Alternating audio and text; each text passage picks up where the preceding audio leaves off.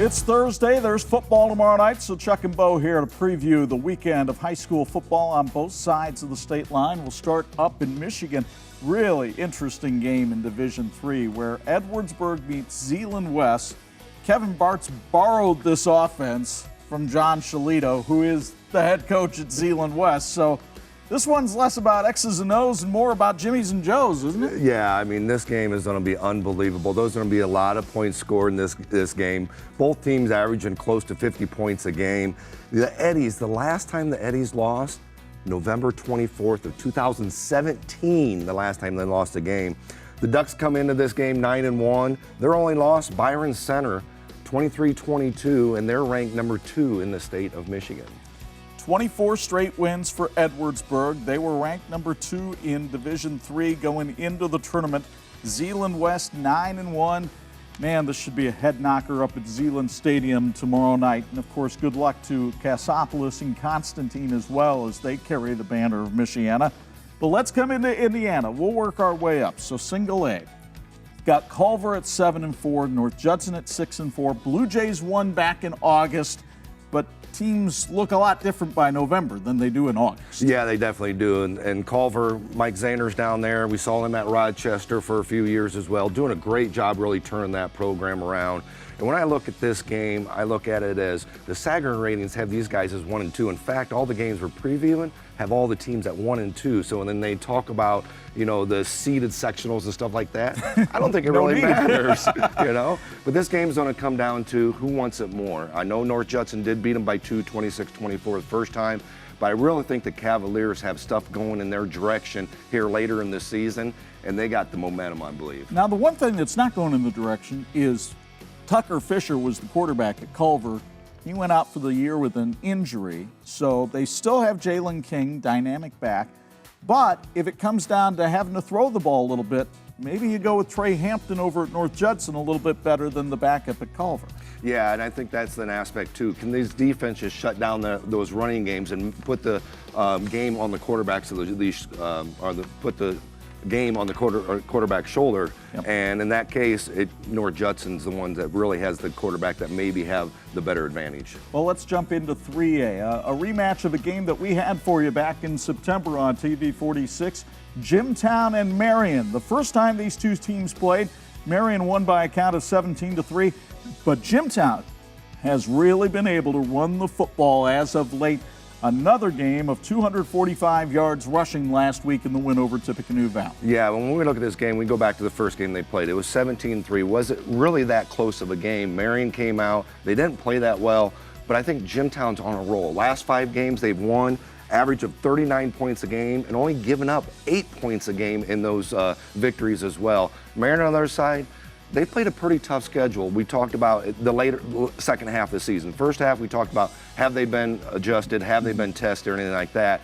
Well, they got tested the second half. This is going to be such a great matchup. 42-20, the Knights won last week against West Noble. That defense still number 2 in the state at giving up 6.5 points per game. And I think a big area where Marian always seems to have an advantage over teams this year is on special teams. You've got Hunter Renner, who's going to Washington State to kick. He's had 19 kicks go inside the 20. They can flip field position on teams. And then you got Greg Atkinson as a punt returner, who's one of the top returners in the state of Indiana. Yeah, when you look at the third aspect of football, these special teams, we've had some very good kickers and punters in this area. Hunter Renner is one of the best in the area. I mean, you don't get a D1 scholarship as a punter and kicker for just any reason. And he can really flip that field, and it could come down to a field goal, and he's capable of kicking maybe a 50-yard field goal as well. Let's stay in 3A. Knox at Calumet. John Hendrick's team 10-1, Calumet at 9-1. Somebody's going to get their first sectional title out of this game. The Redskins have been doing it with defense this year. Yeah, they've only given up 8 points a game on defense this year. And Calumet, you know, they're a team that's kind of up and coming. It's one of their best years they've had in the last 20 years. And the Knox Redskins with John Hendricks there, they've really developed a program there and really come alive in the last few years and looking to make a good run and get their first sectional as well. Rick Good's Calumet Warriors come in 9-1. They've got a dynamic quarterback in Mark Flores, big play kind of player.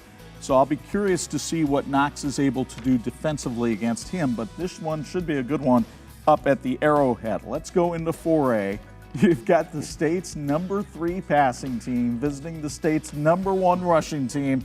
Plymouth goes to New Prairie. Let's start with the Rockies. Joe Barron at quarterback, 29 touchdown passes on the year. Yeah, and it's going to come down to his arm in this game as well for Plymouth. Can he complete those passes downfield? Can he pick up some big plays? These two teams played in 2014 for the sectional championship, the year New Prairie went to the state championship. 35-37 in that game. New Prairie got the victory.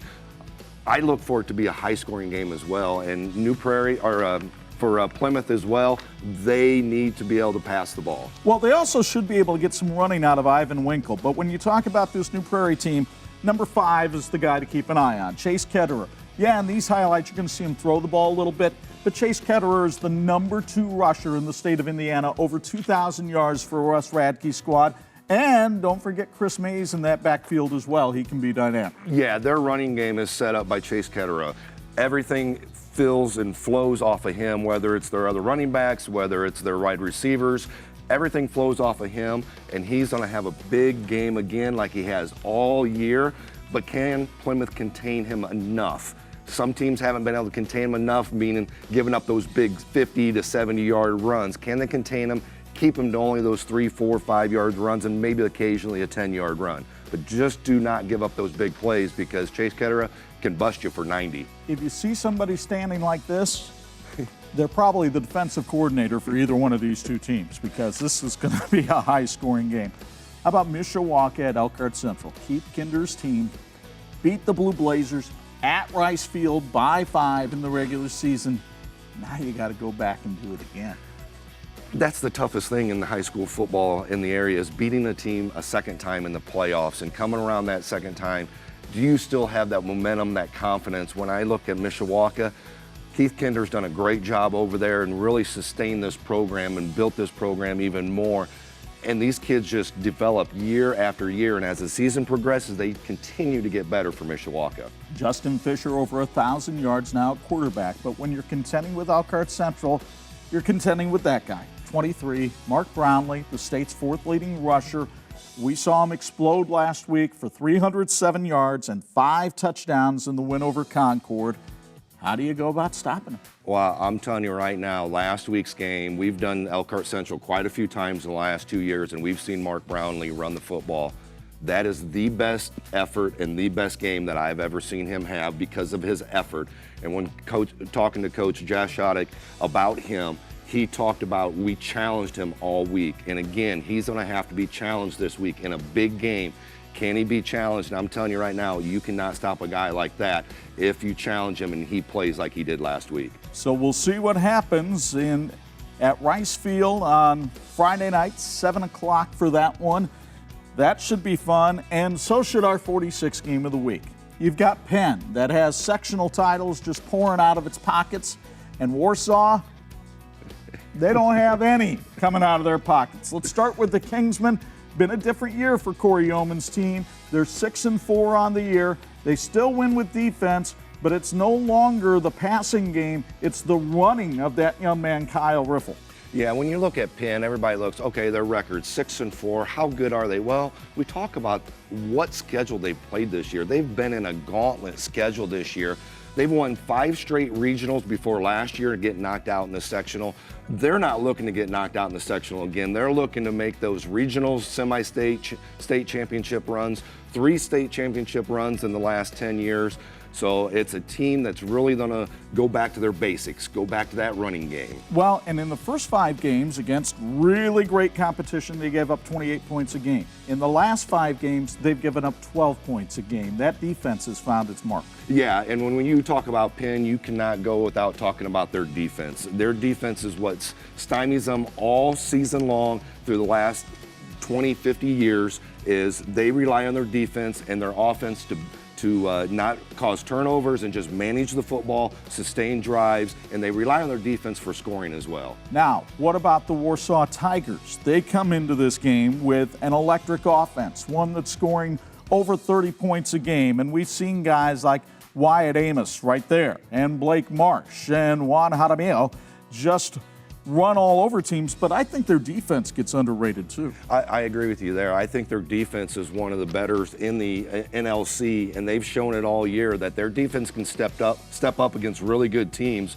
And this is that year where there's a lot of buzz going around that Warsaw community. Is this the year they get their first sectional championship? And is this the year they knock off Penn, the big mighty Penn? Last year, 17-6 game, very close game. Warsaw was in it. They really didn't feel that momentum and feel that they had that edge to beat Penn last year. This year, I think they feel it. I think they feel that they have a shot. They told me yesterday at practice, this has been a special team and a special season.